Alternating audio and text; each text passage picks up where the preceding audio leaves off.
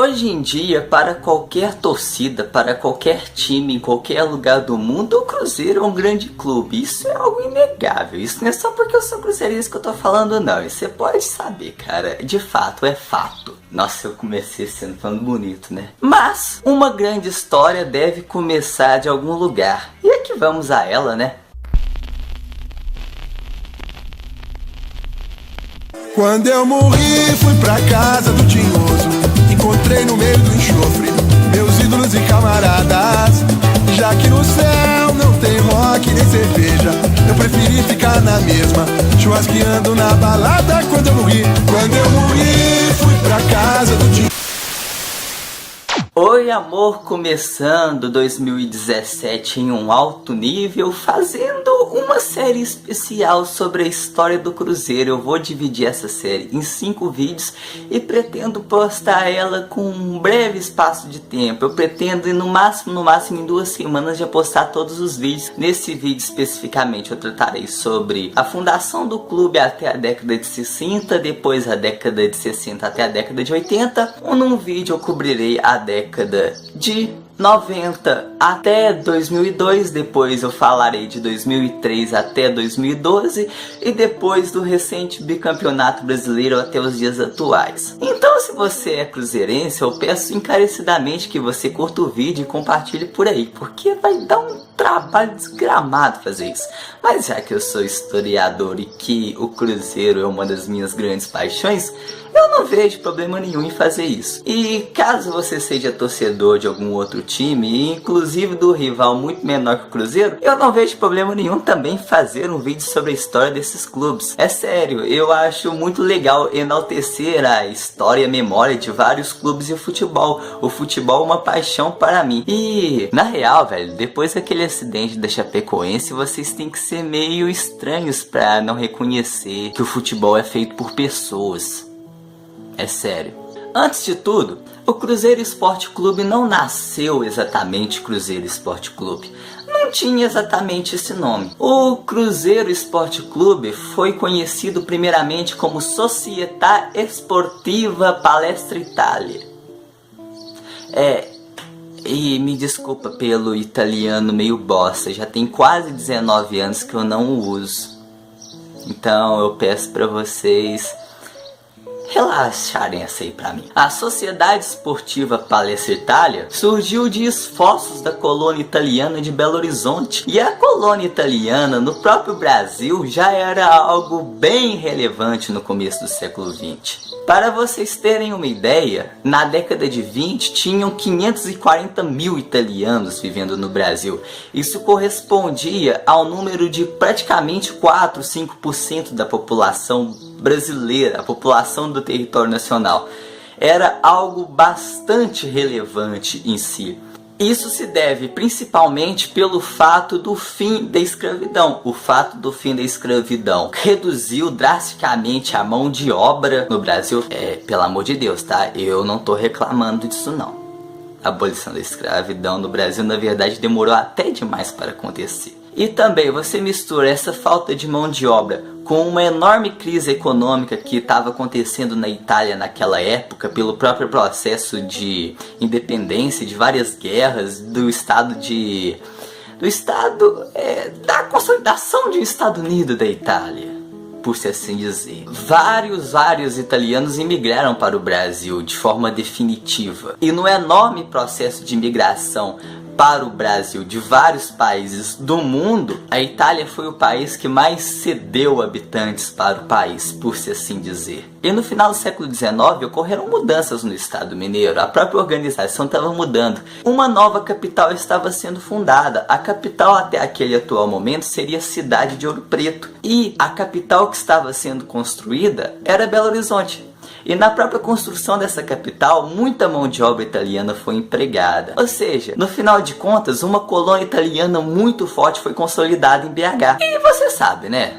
Em 1900 e tal, tinha um esporte que fez bastante sucesso lá na Inglaterra, que foi praticado aqui, o futebol.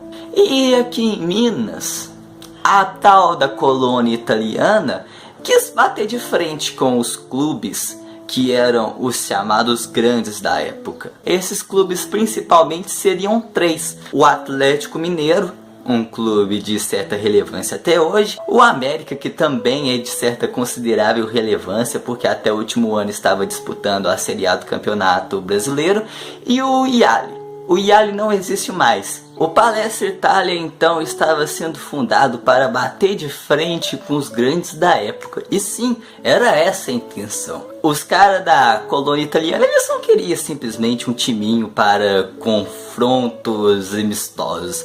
Eles realmente tinham a intenção de ser grandes. Eles queriam bater de frente com aqueles chamados maiores da época. Uma distinção extremamente interessante para os outros times, principalmente do Atlético e do América, é que o Palestra Itália desde sempre foi um clube mais popular. O Atlético e o América ele eram compostos majoritariamente por estudantes universitários, ou seja, por filhos de pessoas mais abastadas, por uma classe mais alta. Já no Palestra, a fundação do time, por mais que nos primeiros anos fosse simplesmente por italianos, algo que não durou muito, para falar a verdade não. Em 1925 mesmo o time já tinha acabado com isso e de outros países todos já poderiam entrar no time. Isso foi só algo dos primeiros anos. O time seria composto por pessoas mais simples, por padeiros, por pedreiros, por sei lá o que, por pessoas mais de qualquer classe, por se assim dizer. Era só ser italiano, depois nem isso mais precisava ser, fazendo então um clube muito mais acessível e democrático, por se assim dizer. Sendo por isso que provavelmente teve aquela campanha de uns 2 anos atrás, o tal Clube do Povo, Time do Povo e tal. E um detalhe importante de apontar é: o Iali também era um clube de forte influência italiana, embora não fosse um clube oficial da colônia italiana, por se assim dizer. Mas no momento da fundação do Palestra Itália, uma forte crise pairava no Iali. E assim que o Palestra foi fundado, 16 atletas de origem italiana abandonaram o Iali e foram para o Palestra. Muitas pessoas dizem que o Iali seria um precursor do Cruzeiro, mas isso não seria muito certo de se afirmar, porque a origem dos dois é completamente distinta. Mas sim, podemos dizer que a crise no Iali possibilitou e deu força para o Cruzeiro nos seus primeiros anos, porque desde sempre o Cruzeiro foi extremamente competitivo. Tanto que podemos ver que 2 semanas após sua estreia, o Cruzeiro ganhou um título não oficial em cima do Atlético.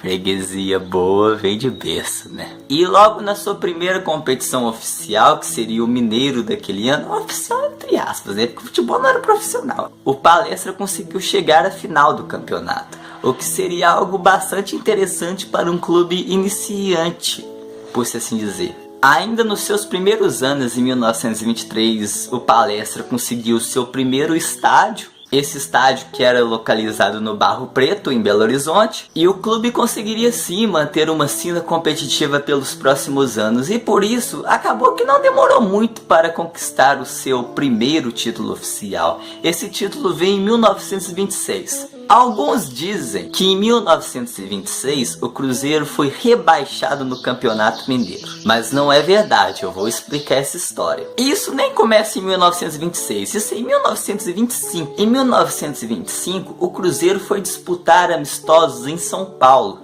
Foi a primeira vez que o Palestra saiu de Minas Gerais para disputar alguns jogos. Só que acontece que a Federação Mineira não deixou, não quis deixar.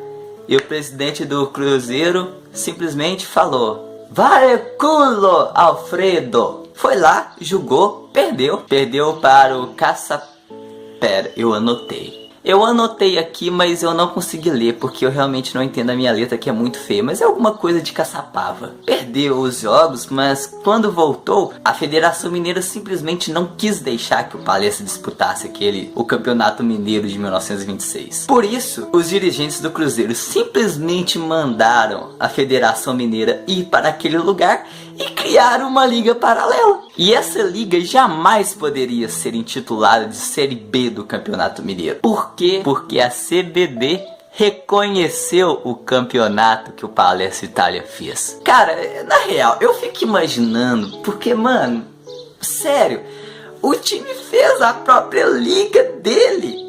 Tipo, mandou todos os times, toda a Confederação Mineira e a merda, e fez a liga dele, e a CBD concordou.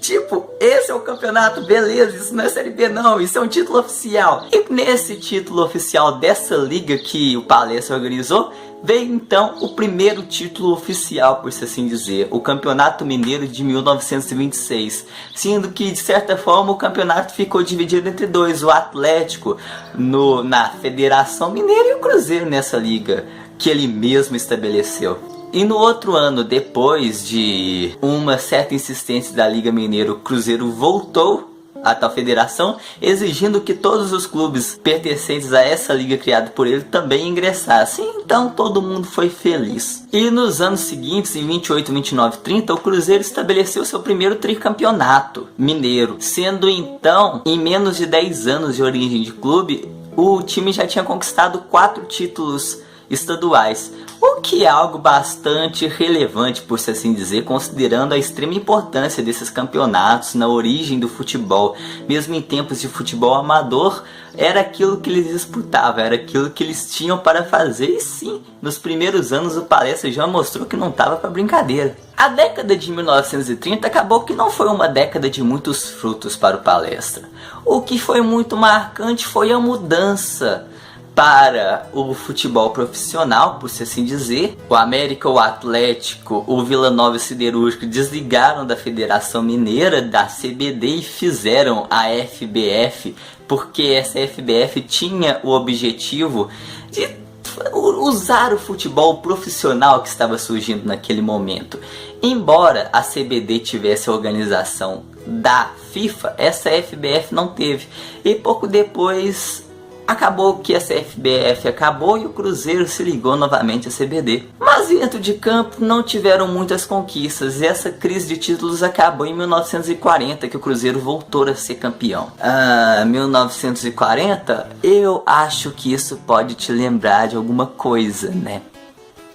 Pois é, Segunda Guerra Mundial. O presidente do Brasil na época era Getúlio Vargas. Getúlio Vargas, o período getulista foi extremamente marcado por um período de exaltação à pátria. E quem que o Brasil guerreou por um acaso? Alemanha, Itália e Japão. E Palestra Itália?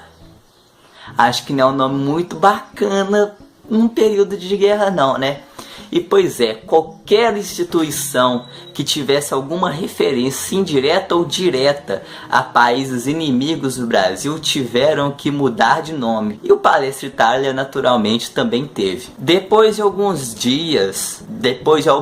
bons dias e meses estudando a mudança, foi estabelecido o nome Cruzeiro Esporte Clube, que até hoje perdura por aí. Aquela história do nome Ipiranga, o Ipiranga na verdade não existiu, foi só uma ideia de presidente mesmo, é tipo a Anelka no Galo, foi coisa da mídia. E pois é, o que já era bom na época de Palestra, quando virou Cruzeiro, foi muito melhor. Já emplacou um tricampeonato mineiro em 43, 44, 45, mas depois de 45, uma crise grave financeiramente falando, derrubou o time completamente. E depois de 45 foram 11 anos até um campeonato mineiro. Mas durante esse tempo a crise foi tão grave que quase o clube deixou de existir. Talvez o que deve ter dado uma revitalizada enorme no time foi dar mais ouvido aos jovens que deram a ideia de fazer uma sede social do clube. Depois dessa sede social, os jovens ficaram mais livres para jogar e a diretoria ficou com uma facilidade maior de trabalho. E depois, logo, vieram os títulos de 56 e mais um tricampeonato em 59, 60 e 61. Em 61, houve uma mudança na presidência. O presidente que assumiu seria Felício Brandi. O Felício, dizem que ele era um cara que sonhava alto, por assim dizer, era audacioso. Ele queria transformar o Cruzeiro um rival à altura do Santos e Pelé, o lendário time, o maior time do país. em seu tempo. Logo em seus primeiros anos ele construiu uma sede campestre para o time e apostou em vários jogadores, alguns mais experientes e outros jovens, sendo esses jovens encabeçados por Piazza, Tostão, Dirceu Lopes, Raul Plasma. E se esses jovens conseguiram fazer algo, é assunto para o próximo vídeo. Espero que vocês tenham gostado dessa primeira parte dessa grande história. E é isso aí, né? Vamos voltar, vamos fazer esse vídeo e se inscreve no canal, curte, divulga. Se você for cruzeirense, você tem que fazer isso, né, cara? Pelo amor de Deus. E vou voltar no mais breve possível, contando o que esses molequinhos serelepe fizeram. É isso aí, um grande abraço e até mais.